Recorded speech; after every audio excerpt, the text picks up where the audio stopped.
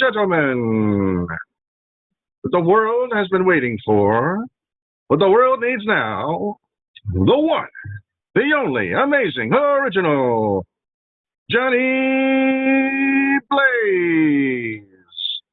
Often imitated, but never duplicated. There's Johnny.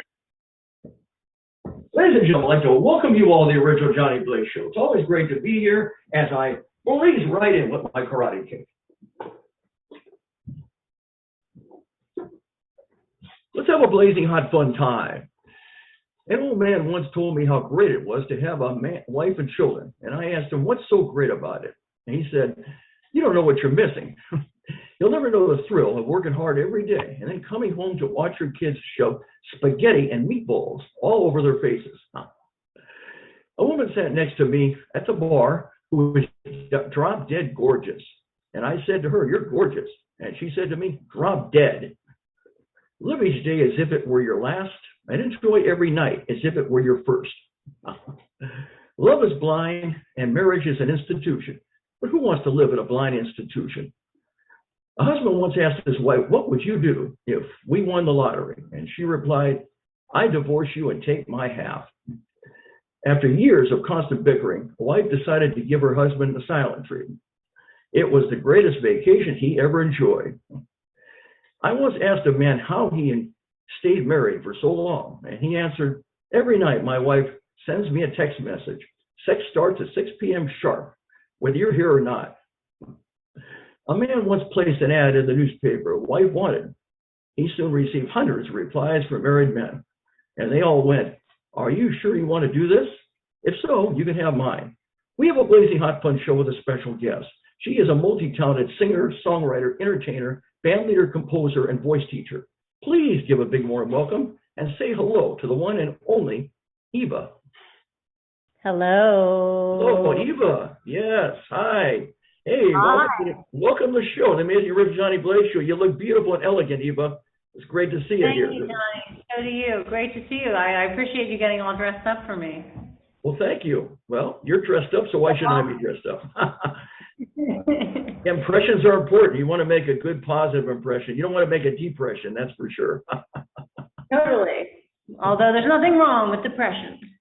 Well, yeah, how are you all doing tonight? I'm doing fine, and you? I'm doing awesome. Yeah, Great. having a great time. I'm here with friends, and we're very happy. Fantastic, Eva. I'm really glad. I'm glad you can make it. Okay. You know, everybody has their own unique style and story in entertainment. Please give me a bit rundown. Tell me about the Eva story. Where are you from? You know, how did you get started in entertainment? Well, I'm from, originally my family comes from Sweden. We came over on the Kalmar Nyckel in 1643. We're very proud of that. And to Delaware, which is where my family still lives and where I was born. And then I moved from Delaware to New York to do my music training, and I moved to Stockholm, Sweden to keep singing. So I started my professional career in Stockholm, and let's see, I got started at Opera Delaware when I was 9 because Evelyn Swenson, one of our friends from the Swedish group, was an opera composer and conductor, and she asked me if I would come sing on their opera productions. So I did, and I was hooked ever since. So I've been performing since I was 9, I guess. You got an early start. Yeah. So Yeah. That's great. So you, did you take any lessons and everything? Did you self-taught, or did you go to any schools at all? Oh, I went to a lot of schools. I started taking piano lessons. I begged for piano lessons when I was 10. And there was always music around my house. So my parents played, my grandparents played, and also my parents and our across the street neighbors had amazing record collections. So they exposed me to a ton of music. So I wound up singing for many, many years. And I went to Princeton. I was in the music performance program. I was a music major, and then I went to Juilliard and Manhattan School of Music for my formal training in opera singing. And then I got a Fulbright scholarship and moved to Sweden. So I'm very heavily, and I've kept taking voice lessons ever since. So I'm very heavily trained. So you play the guitar, you play with the piano, you play a little everything. I play guitar, I play piano. I actually just started learning guitar during the pandemic. So this is new for me, playing the guitar, but I love it. It's well, that's great. Great instrument. Well, pardon me? How long have you been making radio and interviewing artists? How did you get interviewed in artists? How did you get interested in artists? Well, I love entertainment, and basically my producer, Bill, and I, we were going to do some filming on the outside, but, because of the pandemic, we weren't able to do it. And it's unfortunate that the pandemic has caused so much trouble for people, many people dying, people that are out of work. And, of course, you got to get your vaccines and wear your mask and all these other things. And so I heard of Skype, but I really never heard of Zoom. And, well, we were able to do the Zoom, and we did one show, and before you know it, we're doing more and more. This is our 25th episode. Eva. Really? That's amazing. Yeah. Were you doing radio in another capacity before you were doing this show? Well, I have done some things in entertainment. Oh, yeah. I won the Gong Show, the original Gong Show, doing Elvis when someone said you can't do it, you're going to get gong. Shook them up, all right. Did the song All Shook Up. Really? When was that? That was back in, with Chuck Barris days, back in '77. Okay. And then he was, Barris was the king of all that. And then they called me for this, they had some, a new show, and the staff was rather rude. And I said, if you don't like what I'm doing, I'm leaving. And the producer, Elvis was the idol inspiration. Unfortunately, I never got a chance to meet the king. It wasn't meant to be. The concert really sold out. But anyways, this producer I worked with knew Elvis well. His name was Chris Beard, co-produced the show with Chuck Barris. And like I said, we know what you could do when I won, when someone said it couldn't be done. And then when the staff was rude, when they called back, I said, if you don't like what I'm doing, I'm out of here. He called me back on the phone. He said, Johnny, you can do Teddy Bear, you can do whatever you want. So those performances were fun. They were really something, which you can see them on my website at johnnyblaze.com. Johnny Blaze Day had a whole show dedicated to me, where I took over the show. I sang Jailhouse Rock. I went out in the audience, kissed the women, shook the guys' hands, and they put me up on the shoulders like the winning touchdown, which was very exciting. That part was taken out, but it just shows the applause. Yeah. And oh my God, what a great memory. And the Hawaii special, Elvis had his Hawaii special 4 years before he died. I had a Hawaii special on doing Elvis singing Blue Suede Shoes. And it was like Elvis and the Beatles. I felt like Elvis doing, with much hugging, kissing, screaming, lipstick on the face, cheering and applauding. It was just wild. And so that's something, again, you can see all the performances there. So and the last time on television was with Jimmy Kimmel on his Future Star Talent Showcase. I met Jimmy before he made it big in the business. He worked for on the Kevin and Bean show. Jimmy, the sports guy, on the radio. Okay. And he said, I'll promote you on the radio. And I called and I couldn't get him. He's forgotten about me. All of a sudden I heard a call from one of his casting guys. We like your videos. I said, what video? I didn't send out a video. They said, we share Steve Harvey's office.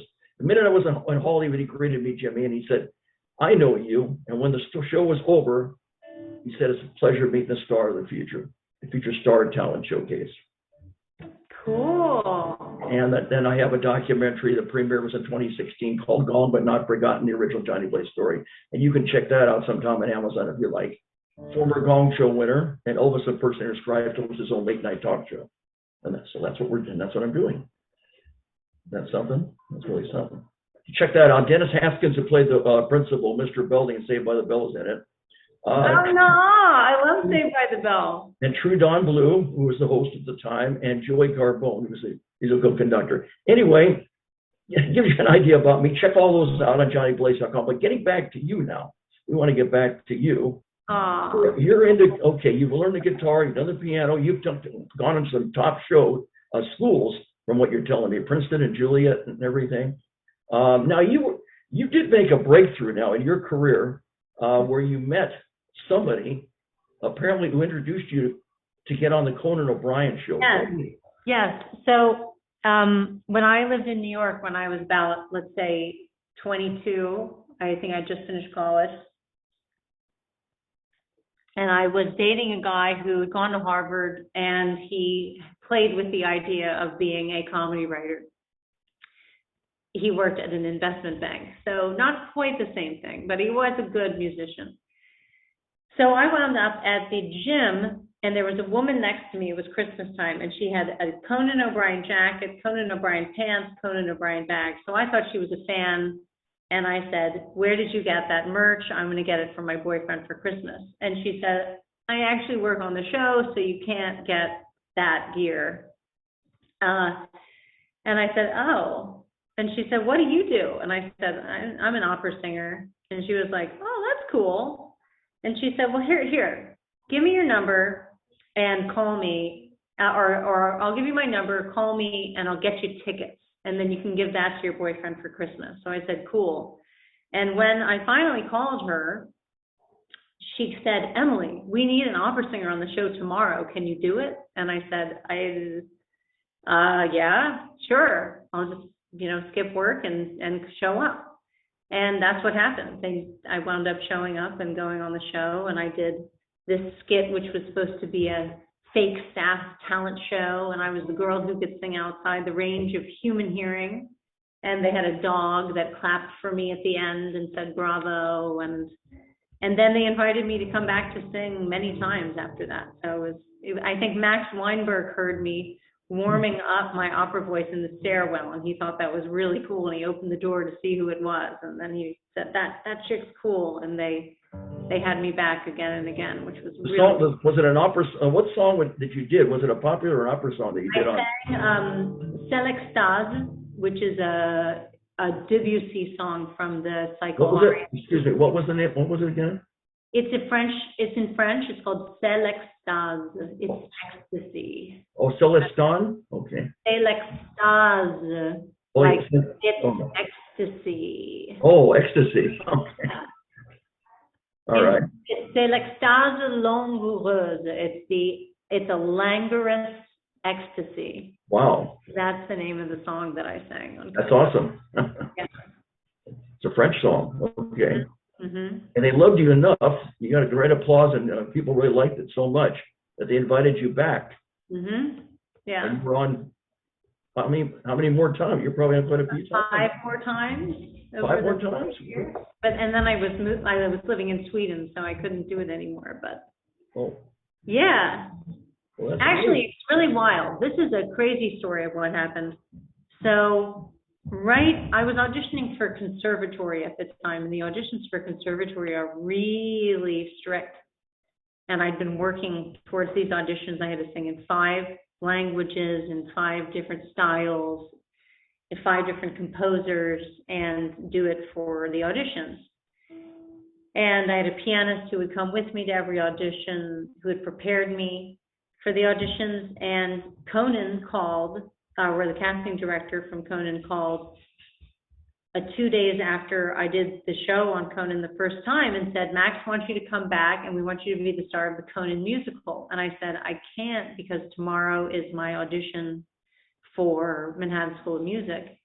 And the casting director, not understanding, she was used to actors and I was a classical musician, she said, Emily, this is not an audition, this is a job. Like, don't you want to come in tomorrow and do this job? And I said, no, you don't understand. I can't, because I'm auditioning for a master's degree program at an opera conservatory tomorrow, and I must be there at the time that I'm assigned to be there. Can I push the call 2 hours later? And she said no. So then I felt terrible because I couldn't go back to Conan and do it. And I actually took a tape of the show and dropped it off at the admissions office at MSM and said, listen, I turned down my repeat starring guest appearance to be at the audition for this school, so you better let me in. And they did. So co-working works really well. It's a good way to get So even though you couldn't be on that, you still probably re-invited you on again, right? Yeah, they still did, so it was fine. So they invited, okay, and you were able to be successful in that audition then, it sounds like, for the school. Yeah, it was cool. So I did win the audition and wound up at an excellent program for opera training. So that was really good. Excellent. Okay, so you turned it from an opera singer, then you became a popular singer. Yeah.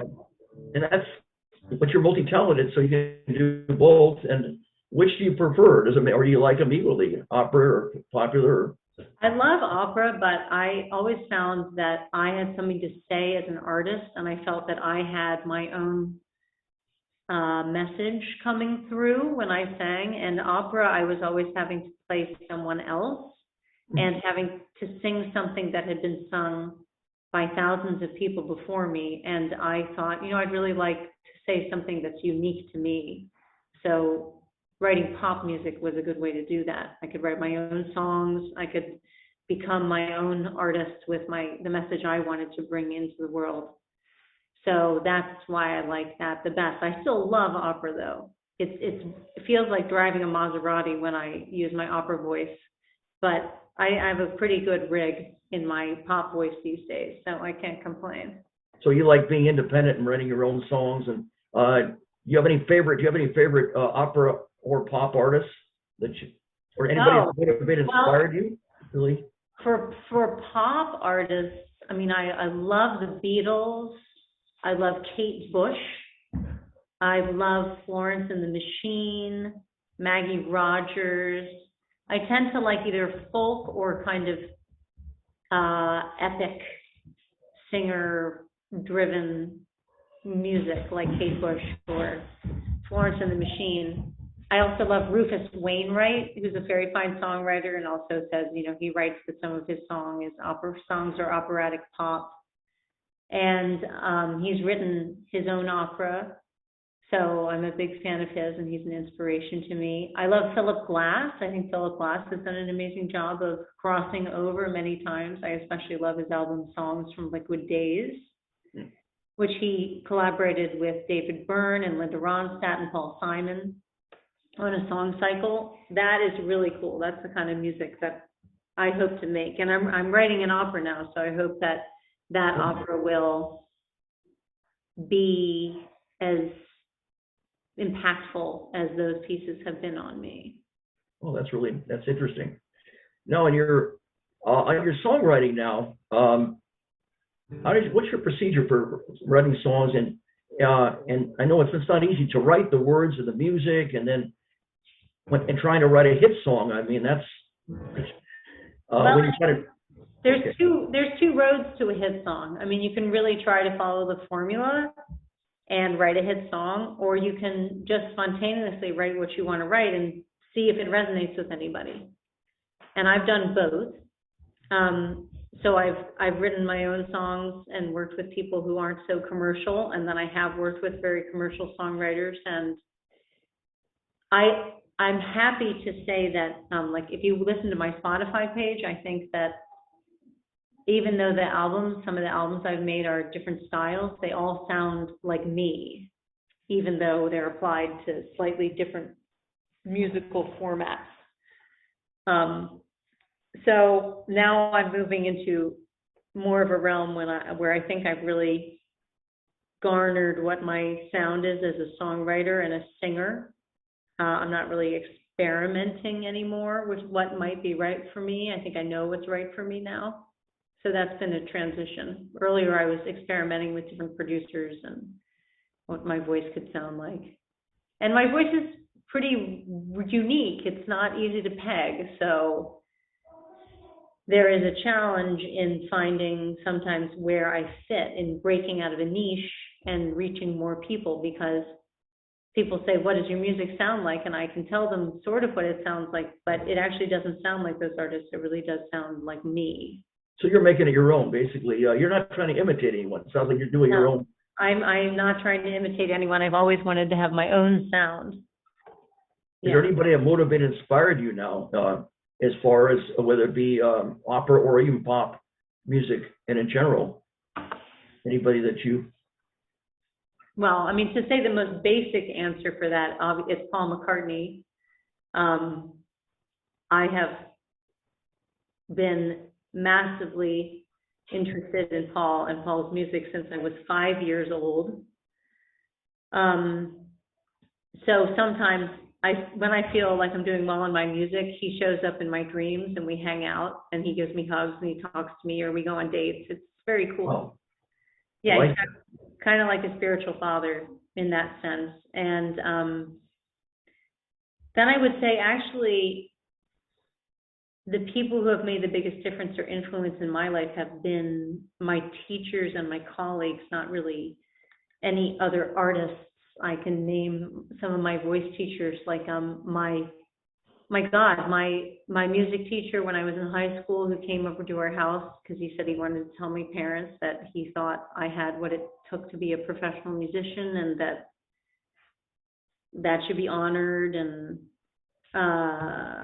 my voice teacher in Sweden, Kishti Tomita, who took me in when I was in hard times, living abroad, not knowing what I was going to do, getting big opportunities, and meanwhile having nowhere to live, and holding me and reflecting to me who I am as a person and an artist and a soul, really.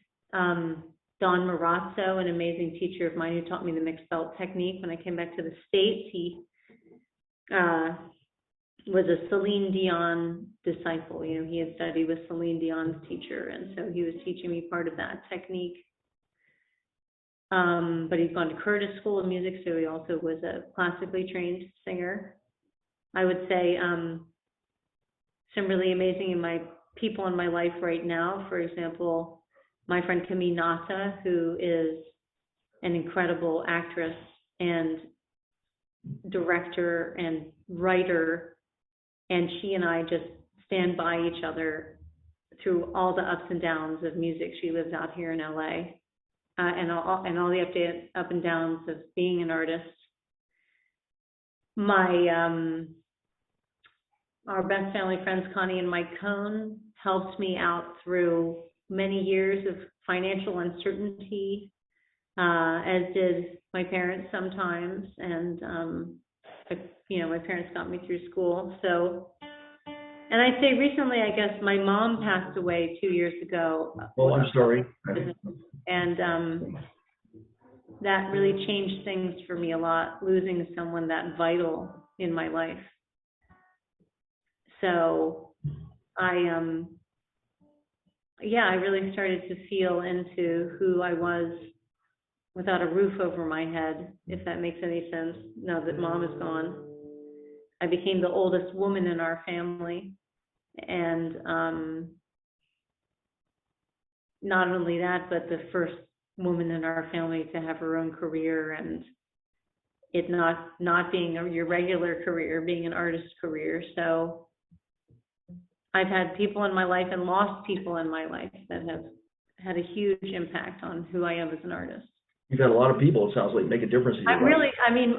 My world is about the people that are in my world. I have so many incredible friends in my world and family members, and I really feel like art is made in community. The producers I work with, my band in Philly, my songwriter friends that I write with in Nashville and in New York and in Stockholm and in Paris. Oh. The people who help me prepare my body for what it needs to do to sing, like Jean-Louis Rodrigue, my Alexander technique coach. I'm just surrounded by amazing people and amazing artists, and I get to spend my whole life with these people, like every waking moment. And my dear, dear friends, I'm staying here with friends in Los Angeles who take me in, and I'm just a really lucky person. Yes, you are. I was going to say that you're very fortunate because you know so many people who apparently they help, they support you, they're supportive to you, they encourage you, and they work with you, and they want to see you do well, and that's great. Yeah, and I want to see them do well. We all root for each other. You know, we're all really lucky. I don't know how I got so lucky, but I have a really wonderful life. Yes, you are. You're very blessed. Now, you're fortunate to be able to make a living at this. This is not easy because a lot of people on the way up, they have to do whatever they have to do to make a living. You know, some people start off, they could be a waiter or waitress, or they can do other things, have other type of jobs. Before you did get into entertainment, what type of jobs did you do? I worked at Columbia Artist Management in New York. I was an assistant opera manager. My amazing boss, Betsy Crittenden, she and I got along famously. Basically, this was a carte blanche for me to go to the opera every night and hang out with opera singers all day. So I said, yeah, where do I sign? So that was my first job, and I worked there full-time before I got into conservatory, and then I worked there part-time while I was in conservatory. And then after my Fulbright scholarship, my dad was worried about me, and he was like, we need to get you a job. What are you going to do? You're staying in Stockholm. And he said, I worked at this law firm called White and Case, so they got me a job. And oddly enough, I met some of my best friends in the world at that job. So that was a very happy job. And so I was there for a year or two, but after that, I didn't really, then I was just working in music after that. I think maybe a couple other stints doing. So you had jobs related to what you wanted to do. You were very fortunate. Like I worked at the Philadelphia Art Museum for a couple months after the financial crisis, because I was singing at the Royal Opera in Stockholm, and they had to cancel the opera I was in because they couldn't afford to put it up because of the financial crisis. So I think I went and worked. Yeah, I worked in Philly for the art museum for a little while, put a band together. You're versatile. You're an Emily of all trades. I am. I'm Emily of all trades. I know, that's your real. Now you decided to come up with Eva as your, Emily I know is your real name, and Eva is your stage name. So what made you come up with Eva? How does that come about? I mean, it's different than Emily, of course. Well, you know, Emily Teep is actually also my mother's name. And I love my mother very, very much, but I wanted to kind of have my own name, and I had I'm very, I'm not going to say that I'm not very proud of the fact that I get to carry on her name in this world now that she's gone, because she had so many friends. I mean, when we gave the memorial service, the church was overflowing, and we had to do a 2.5-hour long receiving line. Wow. Because of all the people that loved her. So I'm very proud to be Emily Teep and have her as the person that people remember when they talk to me. But I really wanted my artist name to be something that was something I aspired to as a human being. And I do believe very heavily in life being a journey about waking up. So it's about spiritual awakening. It's about learning tough lessons. And once you learn the tough lessons, finding a way to do better and serve instead of destruct in this world. And I decided to invent this woman named Eva. I had a voice teacher in Sweden named Eva, and I thought, what if Eva is this mystical creature who lives in the woods and follows her every impulse and is fully embodied and fully realized, and I would be her when I sang my songs. And if she is that way, then anyone could be that way. So I hoped that my doing the things that scared me would help other people to do that as well and to reach their full potential. So that's how I came to the artist named Eva. That's a beautiful story. Thanks for sharing it. Thank you. And I'm still growing into her, you know. I knew who she was for a while, and then I got older and it started to change. So I got in touch with a very fine acting coach named Larry Moss. And I asked him to meet with me during the pandemic. And he said, I said, who is Eva? I need help being her. And he said, Eva is fully empowered. She just experiences her world. And she's very clear with people. Like if someone's coming close to her, she can say, "Don't touch me." And then, "I love you. Wow. I adore you. Don't come any closer." She's very, she holds her space. And She she's a stands up for wild. herself. It's not like she stands up for herself. She says what she says, what she thinks and what she feels. Yes. So, I really started to think about that after the pandemic. Wow, that's interesting. It's very interesting. Yeah. Eva. Emily, Eva. Oh boy. Okay. Anyway, what are some of your favorite venues where you have performed in the past, in person? I love the World Cafe Live in Philadelphia. That's one of my favorite venues to play, and they have a great radio show. I loved singing at the Royal Opera in Stockholm. I love Lincoln Center. I've sung there a couple of times. That's been amazing. I do think that some of the places that I can't wait to play, I have not played yet. That's on the way. So I'm looking forward to playing more venues. Do you have any real happy memories of the experiences you've had so far in your career that stand out, really stand out to you in your performing? In my performing career, well, oddly enough, a friend of mine who lives in Nashville got married about a year ago, 2 years ago. I guess they're coming up on their second wedding anniversary. Oh. Okay. So, and he, he's a sideman and a songwriter in Nashville. And so his whole wedding party was musicians. And he said, "Would you sing something for our wedding?" And I said, "Sure." And his wife is a former dancer. So I said, "What if I sang Tiny Dancer, the Elton John song?" And he said, "Perfect." So I got there and we rehearsed it. And, I was in the company of all of these amazing professional Nashville musicians. And I was the slick New Yorker feeling a little out of my league. And when I played the song Tiny Dancer, and we did the performance, everybody liked it so much that they picked up their candles and started going like this while I was playing the song. And that had never happened to me before. And to have it done in such a personal and intimate experience where people weren't even there for a concert meant the world to me. And afterwards, the bride said to me, that was a spiritual experience. That's beautiful. They were doing the wave is what they were doing. Yeah.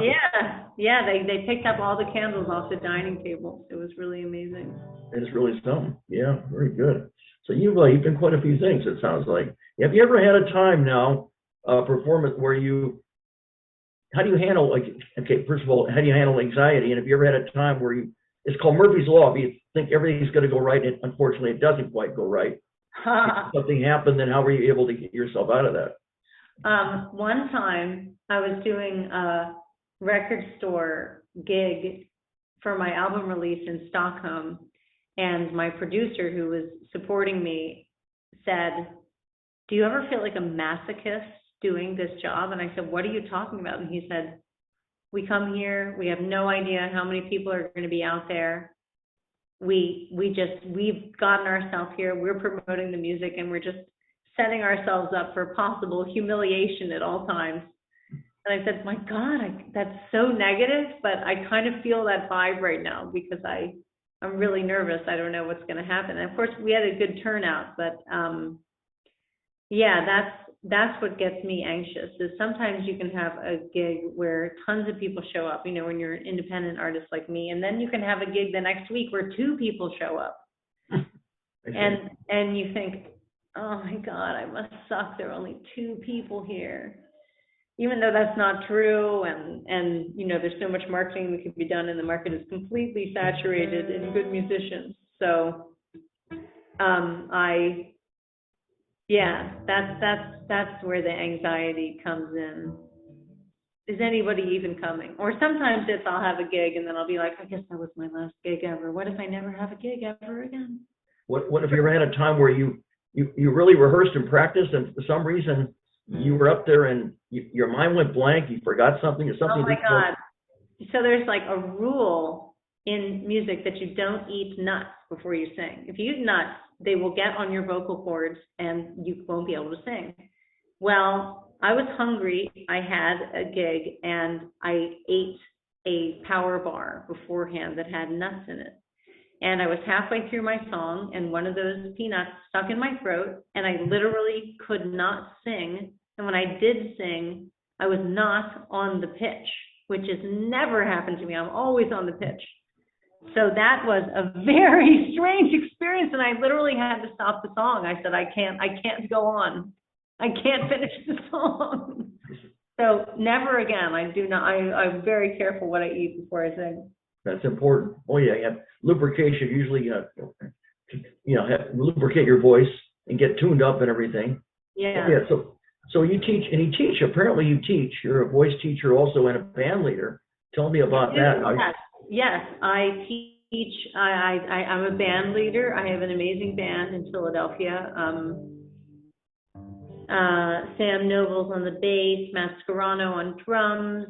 I have Sonia Bontrager, who does keys and backing vocals. Jaron Oleski does keys. Ross Belenois and Nate Sample and Avery Coffey on guitar. I'm giving a shout out to all of them, amazing people that I work with. And then I also have an incredible studio of voice students who are literally my family. So they're just the most wonderful people, and we all get together, we talk about music, we talk about life, we uphold each other, we let each other feel understood and seen, and we just have a ball, and I get paid for it. So I don't know what I did to dial all of this in, but I'm very lucky. That's great. So yeah, it's one big happy family. Do you do recitals also for your students? I do, yes, and we do recitals. Sometimes we do them at venues like World Cafe Live. Sometimes we do them at somebody's house, like we'll come to a beautiful house like this one and have cocktails and food, and all the kids play, and the adult students too. Yeah. So and then this year during the pandemic, we've done a bunch of Zoom recitals, which have been very heavily attended. We had one Zoom recital that went on for 3 hours. Wow, that's a long time. Yeah. That is a long time. Anyway, so you've traveled to various locations. Any favorite places that you traveled to at all? You traveled all over, it sounds like. Well, my most favorite place as of late is Paris. I just went there and had a fabulous time, one of the best times of my life. And I haven't been there for maybe like 10 years. So that was really nice. I love Stockholm, where I lived for many years, for 6 years, Stockholm, Sweden. I love the south of France, is amazing. I love Thailand and Koh Phangan and Koh Samui. I'm really looking forward to going to India, where I haven't been yet. I love Costa Rica, amazing place I've been. But really, honestly, I'm not that well traveled. I've just lived abroad for a long time. I have a lot more travels ahead of me, I hope. Well, you've had some very interesting experiences. You've done quite a bit. If you were not doing, this is your love, entertainment, of course, singing and songwriting and having a band and being a band leader. If you weren't doing that, what do you think you would have done instead? Is there anything where you're very fortunate to do what you enjoy, what you love? I have no idea. Hard to say. I have no idea. It's hard to say, huh? Yeah. How did you meet? Now, Rachel's the one that set up the interview. Let's give a shout out to Rachel Darris. It's very nice. Rachel. Hi, Courtney.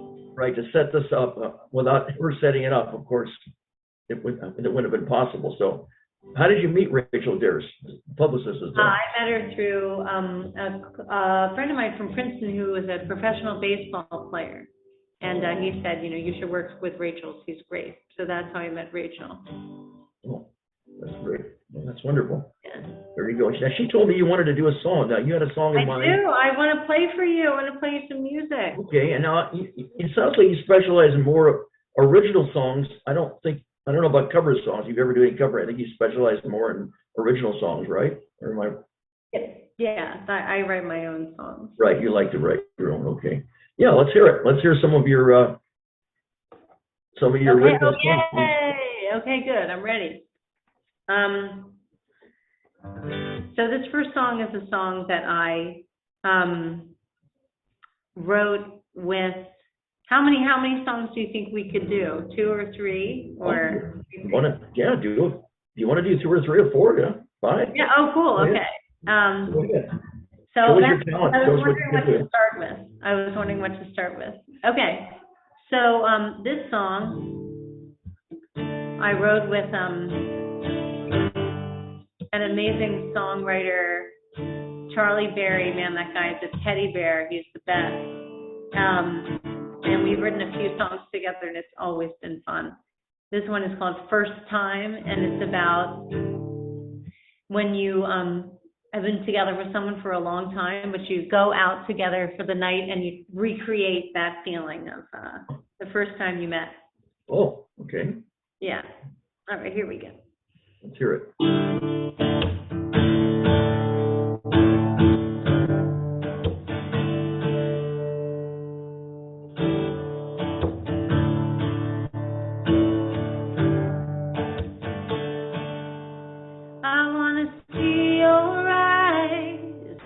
Pick me out from across the room. Give me your best line, even though I know I'm going home with you. Yeah, take me out and dance until the room starts spinning. We still got what we had at the beginning. My love, my love, my love, my love, my love, my love. I wanna scream in the street, just like we all know. They never seen you and me. Come on, baby, let's show 'em. Out of 7 billion people, I found you.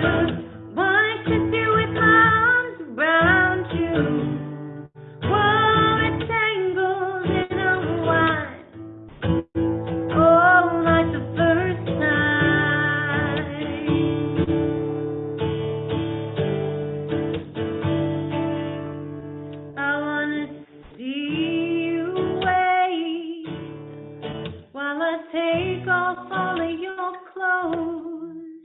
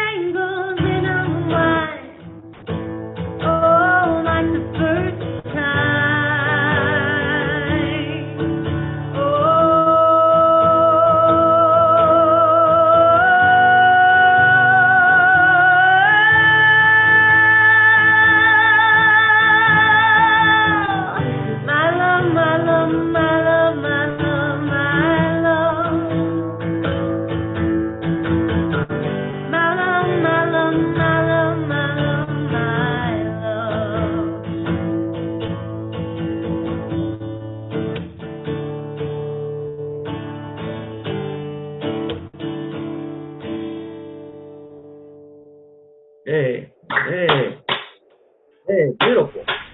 That was very nice. Oh, Thank you so beautiful. much. Very Thank you. relaxing. Yeah, nice, beautiful melody. Yeah, you have a beautiful voice. Very relaxing, beautiful sound. Thank you, Johnny. Thank You're you. welcome. You're welcome, Eva. Yeah. Yeah, you want to sing a few more? I'd love to. Ones that you feel appealing, that you feel that your fans would appreciate. Yeah, this next one is actually a favorite of my inspirational friend Camille Nata. It's called Midair. And I wrote it with Kim Ritchie and Bill DeMaine down in Nashville, and I was amazed. I came with him just with one line, which was, I said, I want to write a song. The first line's going to be, I feel poor in the morning and rich at night. And they said, okay, we can roll with that. And somehow they managed to write this song, which was basically exactly how I feel. That's just a testament to the way songwriting channels what's really happening. So this one is Midair.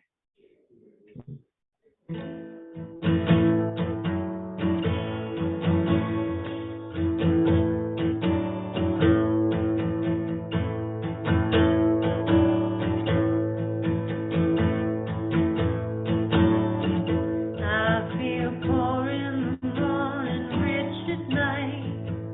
Turn up the noise and out the light. Whistle in the dark, this is how I fight.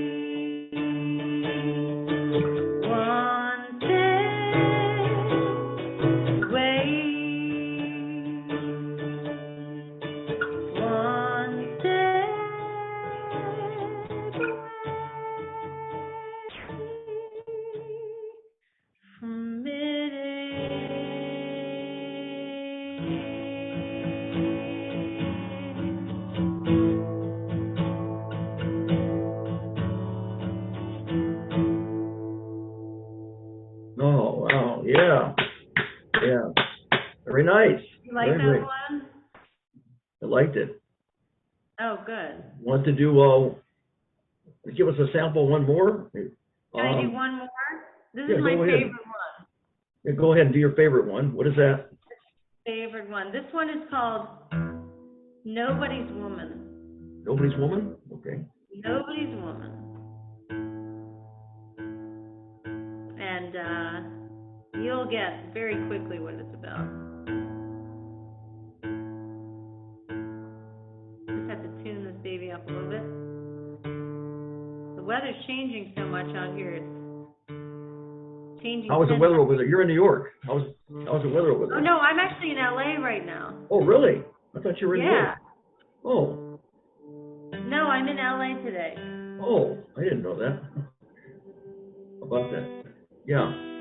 But I live in New York. Oh, I see. So you're in LA now. Okay. Yeah. I'm nobody's woman. You're everyone's man. With a drink in your hand. I don't understand. Brought us to ruin. Wrecked all our plans.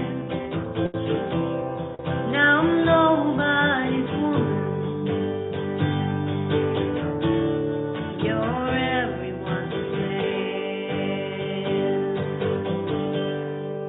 You found me on Tinder. Told me who you are. Thought I was an angel.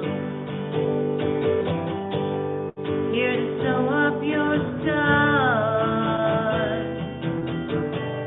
But this Mother Teresa live and alive. I can't touch the sickness you're feeling inside. You don't know the difference. I try to do you right, but you just wake the devil. You whistle while I cry. In every disappointment, the love I thought I saw.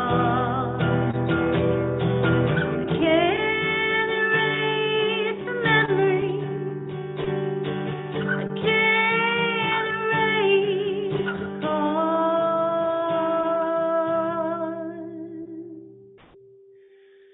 Try to dam up the river. You drown out your shame. Just couldn't help it. Now you got me to blame. My days run on empty. Now I see my goal.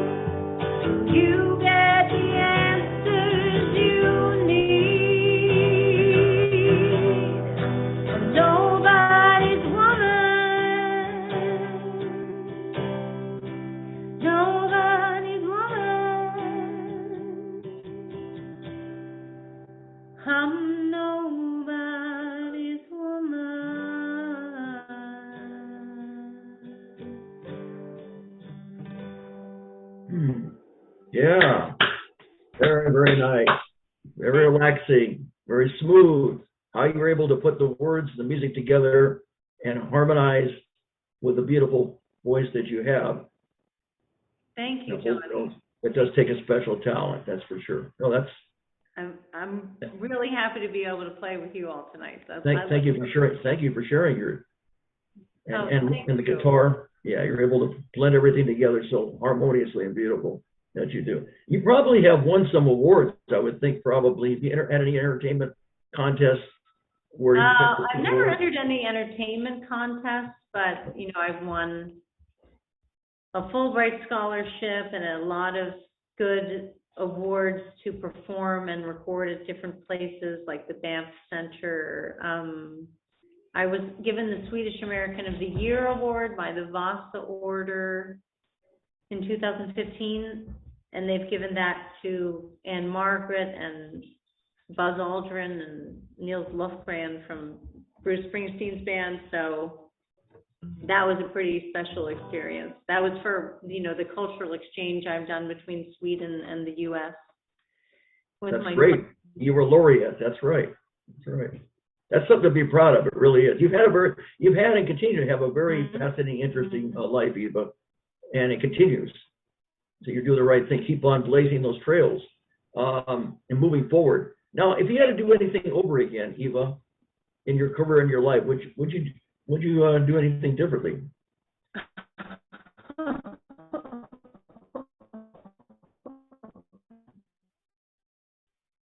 Wow, that's a really good question. Would I do anything differently? Yes, if you had to do anything over again in your career and life. I'm thinking about that. I mean, I really feel like I couldn't have wound up in a better place than I am today in my life. But I was in an abusive relationship. I had an abusive partner, and that was horrific. Oh. And part of me wishes that had never happened, or I'd never stayed so long. And yet, I really think that what I went through brought me to a deeper truth about myself and who I was and what I wanted out of my life. So I don't think I would take that back. I really did love him, and that was hard. So. So you loved him, but I guess you found out that maybe it wasn't quite what you thought. I loved him, but he was pathological. He was an abuser, so. Oh, that's no good. That's no good. You don't need that. Pathology. Yeah, what the world needs now more than ever is love, sweet love, and peace. It doesn't need that. That's absolutely right, Johnny. No abuse. That's absolutely right. You remember Jackie DeShannon? She wrote that song. What the world needs now is love, sweet love. Remember that? That's true. Love, not war. That's true. There's plenty of violence and bad things all over, but that's what's nice about entertainment. It does allow you to escape your problems and just relax and have a wonderful time. And people want to forget about all the bad. There's plenty of that in the news. It's all over. Yeah. Everybody just pick up a guitar, Right. I don't know. I just feel like music has so much to do with self-expression, and self-expression is vital to happiness. Right. So it takes you on a whole different area. You can just like when you see a movie, also it makes you escape. Yeah. Yeah. Totally. There's probably some great movies too that you really love and have. Yeah. Actors and actresses. Any? I think one of my favorite movies is Chariots of Fire.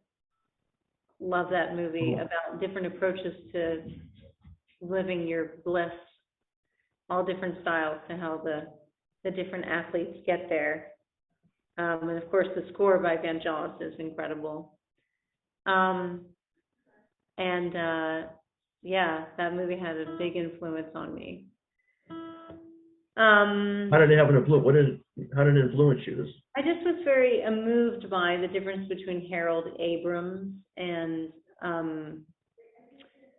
the Scot, I forget his name, right? Eric Liddell, and how they had different approaches to running, and yet they were both such fine athletes, and just made me really think about what motivates people, and it makes me think, as everybody did when they saw that movie. Which one am I? Am I the guy who's blazingly ambitious, like Harold Abrams, who writes his own articles about himself in the newspaper, or am I like Eric Liddell, who sings for the glory of his gift and the glory of God? I mean, he would not sings, but runs. And I thought about that for a long time. Any other favorite movies or any favorite actors or actresses that you? Actors or actresses and favorite movies. My gosh, I don't know. I mean, I'm in the music business, so I don't really think that much about movies. I mean, I'm not saying that these are my favorite actors or actresses, but I did see the Dune movie when I was in Paris, and I got to say that was really inspiring. So what was that in here? What was Dune? The Dune movie. The new Dune. Oh, the Dune movie. Okay. But I couldn't tell you. Okay. I think my favorite show on TV right now is The Great on Hulu, and I can't wait for season 2. I have to wait all the way until November or something to watch it. I see. But no, I can't really think of a lot of movies or actors and actresses right now. Music is really my thing. Music is your priority. I know. Yeah. I know music is your priority, but I thought I'd see if, you might want to talk a little bit about some of these other things too, of course. Yeah. If you have some other hobbies. Well, music is your priority. That's your thing. That's what you love. Yeah. And it's something that it's not something you're forcing yourself to, it's something you just love.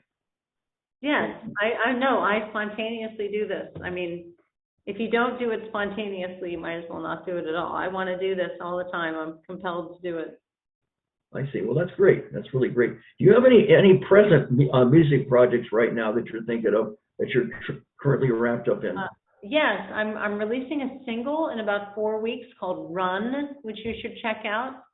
Okay. It's on Spotify and also and everywhere. It'll be everywhere. Our Spotify has been blowing up these past weeks. We're very excited about it, and I say we because I work with a lot of incredible musicians.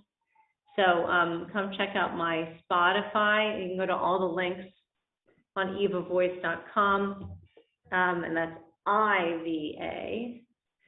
And then I'm going to record 3 new songs in Philly and then release those in the new year. And I'm working on an opera. So in March, that we're going to do the first reading of the opera, which is called Inside Out, which is about my experiences with domestic abuse.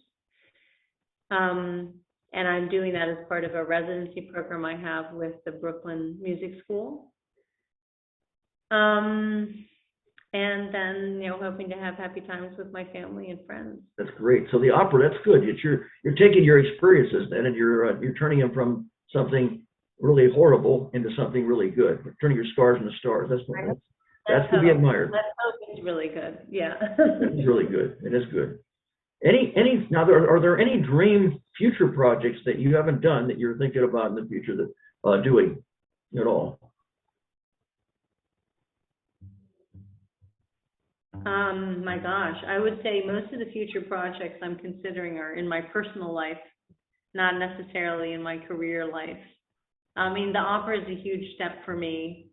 But I'd say really my biggest project right now is trying to learn about myself a lot and learn about myself in relationship to others. And I've been independent for a long time. I've just been blessed to do my own thing, and I think I've learned a lot. As a young artist, I was very fiercely driven and focused on my vision, my way or the highway, and now I don't feel that way anymore. I see. Do you have any advice now for people that say that they want to do what you do? They want to follow in your footsteps. They want to be a singer-songwriter, and they want to aspire for success, to be independent. Any advice to them? Because, it's a difficult entertainment. It's not easy. You have to deal with a lot of rejection and disappointment. Yeah. And I would say do your work every day. Do your practicing, play your music, write your songs every day.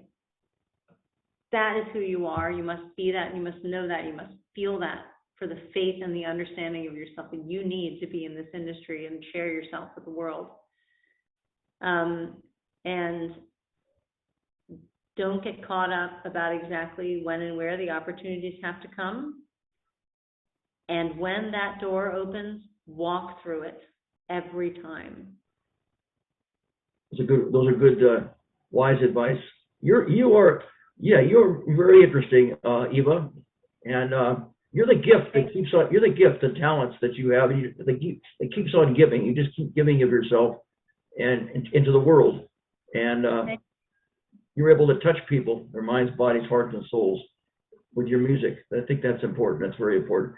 How exactly now? People do want to find out more about you completely. What are the links and what are the different places to go to? If you go to ivavoice.com, so that's, I love doing this, IVA voice.com, you'll find all the links to my social media. So please come listen on Spotify. If you're not on Spotify, go to Apple Music, go to Amazon, go to my YouTube, which is youtube.com, Eva Voice.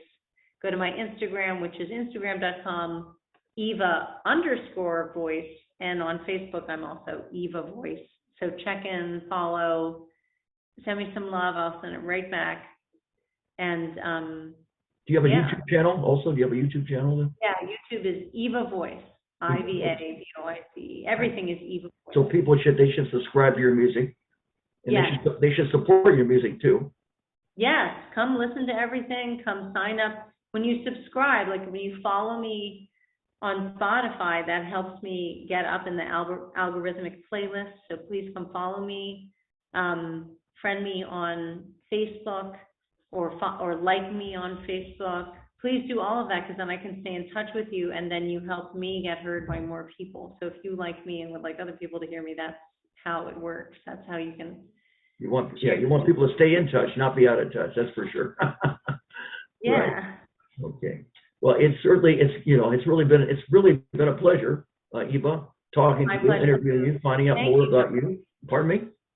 And thank you for what you're doing. Supporting independent artists is really important, and I'm really grateful that you spend your time to share our music. I think that's very important. I think it's very important to reach out to people and share their talents, which is what you're doing, and that's what I'm doing. Time has gone by fast. You've been a very pleasant and wonderful guest there.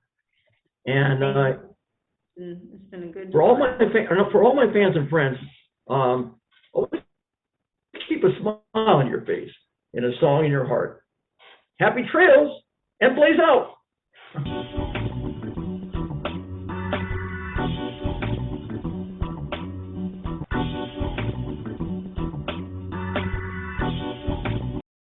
Ladies and gentlemen, if you would like to be a guest on an entertainment talk show, please send us an email at amazingoriginalJBshow@gmail.com. And remember, all of our guests receive a complimentary DVD of their appearance on the show. Be sure to subscribe to our YouTube channel. Every episode gets at least 2,000 to 3,000 views per episode. And now, ladies and gentlemen, the amazing, original Johnny Blaze has just left the building. Good night, and God bless. Mwah. Thank you again.